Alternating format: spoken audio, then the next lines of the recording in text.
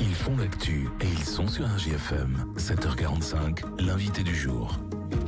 Ils vont faire l'actu durant tout ce mois de janvier. Ce sont les maires des communes de l'Allier, maires des communes du bassin montluçonnais. Évidemment, ce sont les cérémonies des vœux qui vont s'enchaîner. Il y aura Néry-les-Bains ou encore Prémilla ce soir. Et ce matin, on va filer du côté de Chamblay avec monsieur le maire Alain Chanier. Bonjour. Bonjour. Et merci d'être avec nous. Et meilleurs vœux à vous et à tous les Chamblaytoises et les Chamblaytois. Je vous en remercie pour eux, puis je souhaite tous mes vœux à la station. Merci à vous. Et merci aussi de nous accueillir, c'est parfait. D'être là ce matin pour parler du bilan 2023 et puis des perspectives 2024, surtout de Chamblay, on va en parler dans quelques instants. Tout d'abord sur l'aspect démographique, chaque année évidemment il y a ces chiffres de l'INSEE qui viennent de tomber. J'ai cherché un peu, 1085 habitants à Chamblay, population municipale, sans les compter à part. Il en avait 1082 en 2014, c'est une population quasi stable, quasiment à l'unité près quoi. Oui, à l'unité, c'est un peu compliqué parce qu'on a une communication de chiffres différents et on se maintient, on va dire. Comme ça, voilà. C'est plus juste. Ce qui est, compte tenu du contexte, on le disait tout à l'heure dans le journal, avec bien un bassin montluçonnais qui souffre démographiquement, le fait déjà de maintenir sa population, c'est positif, on peut l'interpréter comme ça? On peut, oui, bien sûr. Oui, le bassin montluçonnais est quand même assez touché. Et, je pense que la presse l'a assez dit, les radios vous l'avez signalé, pour dire qu'effectivement, et c'est inquiétant quand même malgré tout.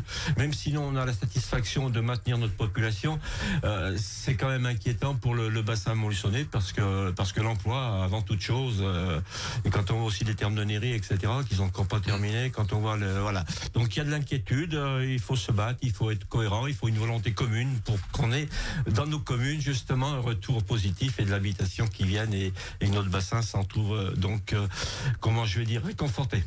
Alors Chamblay, vous profitez de cet axe qui est un axe majeur de circulation juste à la sortie de Montluçon. Vous êtes vraiment très très proche. Il y avait eu pas mal de constructions il y a quelques années, de maisons notamment de pavillons. Où est-ce qu'on en est aujourd'hui? Il y a encore du foncier disponible, sachant qu'il y a aussi des nouvelles réglementations qui entrent en vigueur. Qui est là, ouais, c'est ça. Là on discute beaucoup effectivement. Je crois que le PLU donc de la communauté de communes de Commentry, Montbaro-Néry, communauté donc vient d'être arrêtée là, au mois de novembre. Maintenant, savoir quelles en sera les conséquences au sein des commissions donc des enquêtes publiques qui y aura dans chaque commune, parce que c'est vrai qu'il y a une restriction qui est. Alors on est dans la difficulté et on nous réduit en plus les emplacements. C'est quand même assez paradoxal, mais enfin bon, espérons que pour nous Chamblay, il y a encore quelques constructions, il y a du mouvement immobilier, on a très peu de maisons qui sont en vente actuellement sur la commune, ce qui est quand même assez pour nous assez relativement réjouissant de la manière, c'est que Chamblay a son axe effectivement proche de Commentry, Néry-les-Bains, Montluçon, et puis on va aller un peu Villefranche parce qu'il y a quand même aussi une source d'emploi. Oui, bien sûr, avec la Socopa notamment.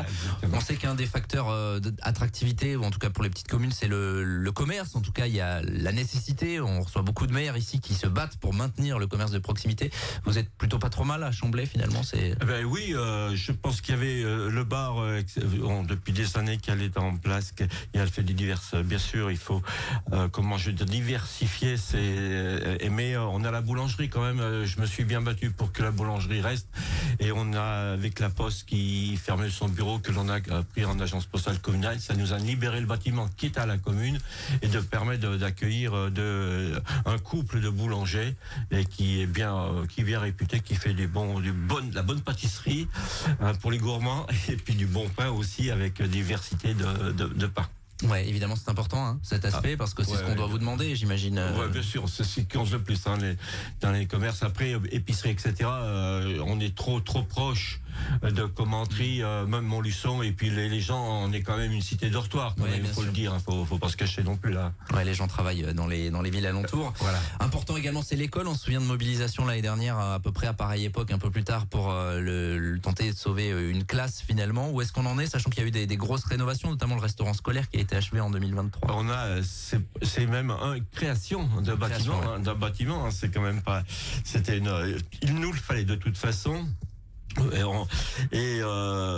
Alors l'école avait fait cette fermeture de classe. Évidemment, on avait une progression là aussi sur la population. Donc on voit que ça vieillit puisque on avait quand même beaucoup d'enfants. On était monté à 160 enfants. Il y avait une création de postes en 2014, une création de postes en 2016 et puis bien sûr en 2023 suppression alors que l'on avait construit spécialement un bâtiment pour accueillir ces classes. La pilule est passée du coup, ou c'est que vous en voulez toujours un petit peu entre guillemets, parce que c'est vrai que vous aviez fait des efforts, la commune, avec un bâtiment supplémentaire, et puis derrière il y a une suppression de classes. Et là, j'ai discuté avec l'Éducation nationale, mais après ils marchent sur des chiffres. Alors donc on peut pas lutter contre ça. Hein.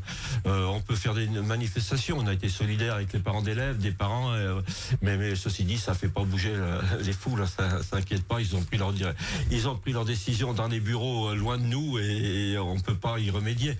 Et c'est bien peut-être sur un plan départemental peut-être à revoir la problématique de l'école d'éducation nationale. On sait qu'il y a une démarche dans ce sens avec l'association des maires et l'association des maires ruraux, évidemment. Qui est très active. Qui est très active sur cette question. Et les maires ruraux aussi, pour les deux associations qui sont très actives. C'est question de cartes scolaires qui vont nous occuper dans les prochaines semaines. On entend les premiers chiffres. Des choses qui sont peu visibles finalement, mais c'est la voirie, les réseaux. Là, il y a des choses qui sont faites également en termes de travaux. Oui, je crois que c'est tous les ans, on est sur des travaux de voirie, puisque on avait quand même, on évoquait les infrastructures, on a beaucoup fait. Je vais pas énumérer parce que ça prendra un peu de temps. Et maintenant, il faut se consacrer à la voirie, ce qu'on n'avait pas négligé non plus pendant toutes ces années. On a fait des secteurs hors commune, donc on avait privilégié d'un certain où c'était bien pavillonnaire, c'est pavillonnaire qui nous lance en disant dans ces travaux. Et donc sur un secteur de la Brosse où j'en suis un riverain, on va faire. Vous voyez que j'avais pas profité de ma situation pour faire les travaux, alors qu'ils sont là, c'est pareil, c'est bien pavillonnaire. Donc voilà, la voirie. Puis on a des travaux de maintenance qu'on a prévus sur 2024 pour desservir la campagne et puis un peu le centre-bourg aussi toujours. Quelle image. Le gros dossier 2024, on en a parlé sur cette antenne en fin d'année, c'est le fait que Chamblay a été retenu dans le cadre de ce label Village d'avenir. C'est un label décerné au niveau national. Il y a 25 communes de l'Allier qui ont été retenues, mais il y en a très peu dans le bassin montluçonnais. Il y en a plusieurs milliers dans toute la France. Ça veut dire quoi en fait, Village d'avenir? C'est l'État qui va vous accompagner, c'est ça? Voilà, c'est ça. Alors j'en saurai plus, parce que là, quand j'ai eu connaissance effectivement ce Village d'avenir, j'ai regardé ce qu'il en était. Je me suis aperçu que ça pouvait nous aider et nous aider dans la mesure où on a besoin d'une salle de dernière construction nécessaire aujourd'hui. C'est notre salle des fêtes, appelons-la comme la salle socio-culturelle, on verra bien le nom qu'on lui donnera, mais de toute façon on avait besoin et ça tombait pile poil dans cette décision. Et j'aurai plus d'informations puisque la préfète, alors que c'est par la presse que l'on a appris que l'on était donc qu'on était élu, si je puis dire, et donc la préfète nous réunit le 29 de ce mois pour nous expliquer un petit peu les démarches, et là j'en saurai un peu plus à ce moment-là. Concrètement, si on a bien compris un petit peu le dispositif, c'est notamment, ça va vous permettre d'avoir des accompagnements en matière d'ingénierie, ce qui est important parce que vous n'avez pas les services d'une grande collectivité en fait. Bien sûr. Oui, l'ingénierie, puis c'est une ingénierie qui sera à titre gracieux. Alors donc on a les services du département de la TDA, mais bien sûr qui nous coûtent un peu, on même bien qu'on y soit adhérent. Mais le fait que cette ingénierie nous sera aidée, ça sera quand même très important.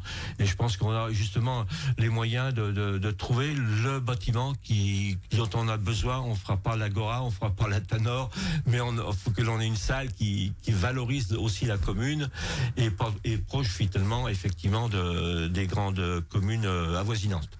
C'est quand même une satisfaction d'avoir été retenu parce qu'effectivement j'ai un petit peu épluché tout ça. Ouais. Et dans le bassin montluçonnais il y a peu de communes, Chamblay et Lunera. Oui, alors il y avait deux conditions. J'avais rencontré la DDT et on avait regardé ça et donc j'ai fait une étude j'ai fait un rapport à ce sujet-là en motivant. J'ai même contacté quelques communes voisines pour qu'elles nous suivent dans notre démarche, ce qui s'est fait. Donc je pense que notre dossier était assez consistant et pour qu'être retenu d'ailleurs. Ouais, voilà. Bien sûr, 25 communes de l'Allier retenues. Ça fait une certaine fierté. Bien sûr. Donc ça sera essentiellement porté sur la salle des fêtes parce qu'aujourd'hui, ou salle socio-culturelle.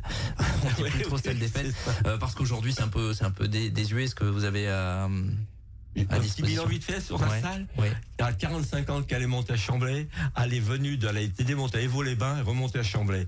Alors, c'est du pailleron, c'est du gouffre énergivore. Elle a juste une qualité, c'est qu'elle existe aujourd'hui. Voilà, c'est clair. Ça, c'est quelque chose que vous allez lancer en 2024, c'est l'espoir en tout cas. Ah bah oui, ça va être le processus là. Je vais voir aussi les gens du PETR que je vois demain matin aussi pour qu'on ait un consensus sur notre réalisation. Parce qu'aussi il y aura les fonds européens d'ailleurs qui sont là. On va voir comment tout ça va s'organiser. Et je suis un peu court parce que là ça n'a pas été développé. J'espère effectivement que la rencontre avec la préfète nous apportera beaucoup plus de précision. Voilà, c'est un des dossiers phares de l'année 2024 à Chamblay. Rencontre avec la préfète en fin de mois, le 29. 29, voilà, c'est ça. Et d'autant que cette salle, dans ma campagne électorale, c'est ce que j'avais, c'est mon 3e mandat, c'est ce que j'avais mis à l'ordre du jour et elle passera en dernier, puisque effectivement on vient d'évoquer les besoins qu'il y a eu en acheter des bâtiments. Il y a eu la MAM que l'on a aussi, il y a eu cette boulangerie, il y a la restructuration de la mairie avec l'accueil de l'APC. Enfin, vous voyez, on avait beaucoup de création de bâtiments, il y avait peu de choses pour attirer cette population-là. Donc voilà. Donc maintenant, on va se consacrer à cette salle des fêtes qui sera donc sur le complexe sportif Gustave Piot, près du terrain de sport et de l'étang de Chamblay. 3e mandat, dernière question, sera le dernier ou vous avez déjà pris une décision? On a dépensé la mi-mandat. C'est la question piège là. Un petit peu à cette question, j'ai dit il va me la faire. Oui, il l'a fait. Et il l'a fait. Ouais, ben écoutez, j'ai encore une bonne année de réflexion. Bien, vous allez bien me comprendre que cette salle des fêtes, elle ne se réalisera pas sur ce mandat-là. Il y aura une petite frustration si vous partiez antérieures. Donc, effectivement, ça sera une chose. Mais je m'avance pas trop là-dessus. Donc, il faut voir aussi la santé et tout ça. Rendez-vous l'année prochaine. Je suis tellement jeune que on peut peut-être encore continuer. Rendez-vous l'année prochaine pour parler de tout cela. Merci Alain Chanier d'avoir été avec nous ce matin et bonne année, meilleurs vœux aux 1085 Chamblétois, population municipale selon le dernier recensement. 7h58 sur RJFM, on est en direct et on revient dans quelques minutes. Tous les matins, 7h45, l'invité du jour en direct sur RJFM. Retrouvez l'invité du jour en podcast sur rjfm.net et l'appli RJFM, mais aussi en replay vidéo sur YouTube et Facebook. RJFM.